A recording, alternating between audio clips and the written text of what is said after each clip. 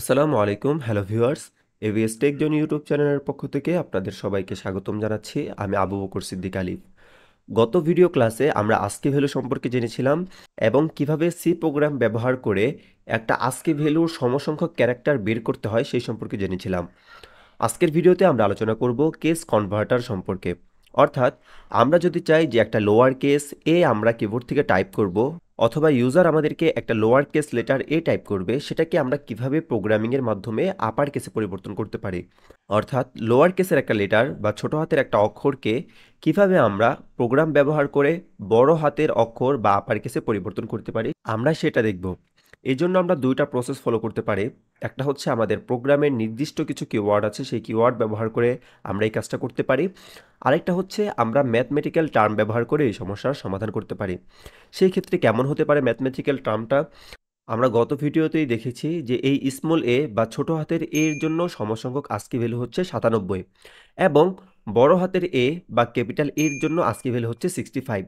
এই ক্ষেত্রে একটা বিষয় চিন্তা করেন তো, আমরা যদি ম্যাথমেটিক্যালি এই প্রবলেমটা সলভ করতে চাই যে ছোট হাতের অক্ষর থেকে বড় হাতের অক্ষরে পরিণত করব অথবা আপার কেস থেকে লোয়ার কেসে পরিবর্তন করব, সেক্ষেত্রে এখানে স্মল এ অর্থাৎ ছোট হাতের এর জন্য আস্কি ভ্যালু হচ্ছে 97 এবং বড় হাতের এর জন্য আস্কি ভ্যালু হচ্ছে 65। এদের মাঝখানে সংখ্যাগত পার্থক্যটা কত?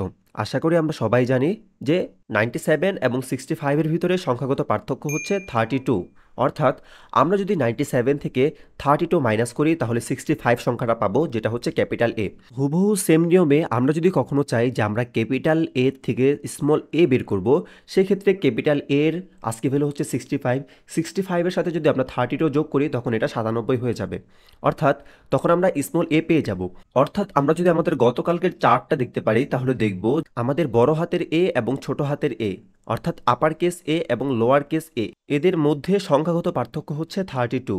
একইভাবে ক্যাপিটাল বি এর আস্কি ভ্যালু হচ্ছে 66 এবং স্মল বি এর আস্কি ভ্যালু হচ্ছে 98। অর্থাৎ এদের প্রত্যেকের ক্ষেত্রে কিন্তু পার্থক্য জাস্ট 32। অর্থাৎ আমরা একটা জিনিস সিম্পলি বুঝতে পারলাম যে আমরা যদি কখনো চাই যে আমরা এই ছোট হাতের এ অর্থাৎ স্মল এ থেকে বড় হাতের এ তে রূপান্তরিত করব, তাহলে এই 97 থেকে যদি আমরা 32 বিয়োগ দেই তাহলে আমরা 65 পাবো, যেটা হচ্ছে ক্যাপিটাল এর মান। একইভাবে আমরা যদি চাই যে আমাদের স্মল সি অর্থাৎ যার আস্কি ভ্যালু হচ্ছে 99 বা 99, এই স্মল সি কে যদি আমরা চাই যে ক্যাপিটাল সি তে দেখব অর্থাৎ আপার কেসে দেখব, সেক্ষেত্রে আমরা কি করব, এই 99 থেকে 32 বিয়োগ দিব। বিয়োগ দিলে কি হবে, 67 পাওয়া যাবে এবং 67 আস্কি ভ্যালুর জন্য সমসংখ্যক ক্যারেক্টার হচ্ছে আপার কেস সি। আমি যে কথাগুলো বললাম এগুলো যদি আপনারা না বুঝতে পারেন প্রবলেম নাই, চলেন আমরা আমাদের কোড ব্লকসে মুভ করি, তাহলে দেখবেন বিষয়গুলো খুব ইজি হয়ে যাচ্ছে। তো আমরা চলে আসলাম আমাদের কোড ব্লকসে। আমি আপনাদের বোঝার জন্য আমাদের ডেমো পিকচারটা এই পাশে রেখে দিচ্ছি এবং এইখানে আমরা সি প্রোগ্রামিংয়ের বেসিক স্ট্রাকচারটা লিখে রেখেছি। এখন আমাদের প্রথম কাজ কি? প্রথম কাজ হচ্ছে ইউজারের কাছ থেকে একটা লেটার নেওয়া।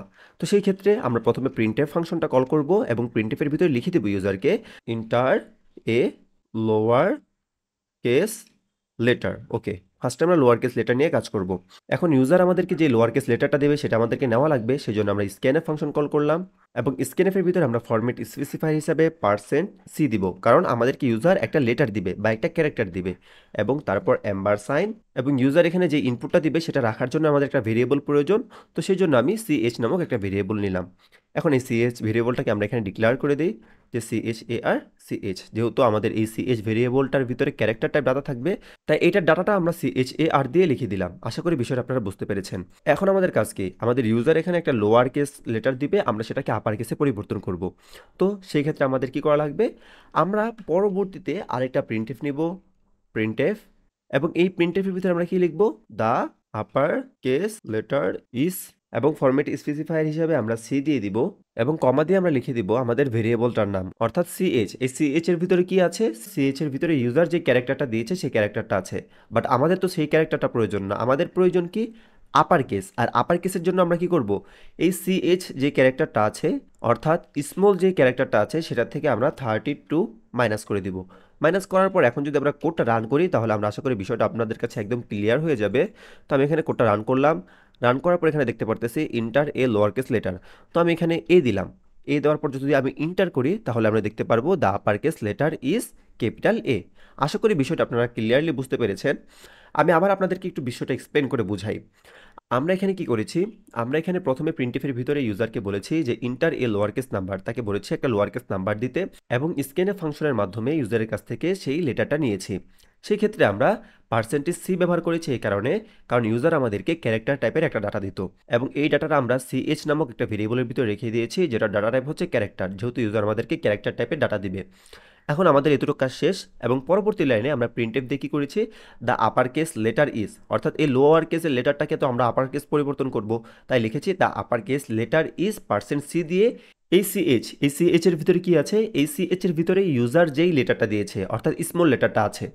এখন আমরা কি করব, এটাকে ক্যাপিটাল লেটারে পরিবর্তন করব। সেক্ষেত্রে আমরা কি করলাম, -32 দিয়ে দিলাম। -32 দিলে কি হইলো, সাপোজ ইউজার এখানে এ নামক একটা লেটার দিল, অর্থাৎ এ নামক লেটারের জন্য আজকে ভ্যালু কত, 97। এই 97 থেকে 32 মাইনাস করা হবে। তাহলে কাজটা কি করা হলো, এই 97 থেকে 32 মাইনাস করার কারণে আমরা 65 পাবো, যেটা হচ্ছে আপার কেস এ, যে সম্পর্কে আমরা বুঝে এসেছি যে একটা লোয়ার কেস এবং একটা আপার কেসের ভিতরে পার্থক্য হচ্ছে 32। এই জন্য আমরা কোডটা যখন রান করতেছি তখন দেখতে পারতেছি যে এখানে আমরা যে কোনো ক্যারেক্টার দিলে সেটার আপার কেস ক্যারেক্টারটা এখানে চলে আসছে। আশা করি বিষয়টা আপনারা বুঝতে পেরেছেন।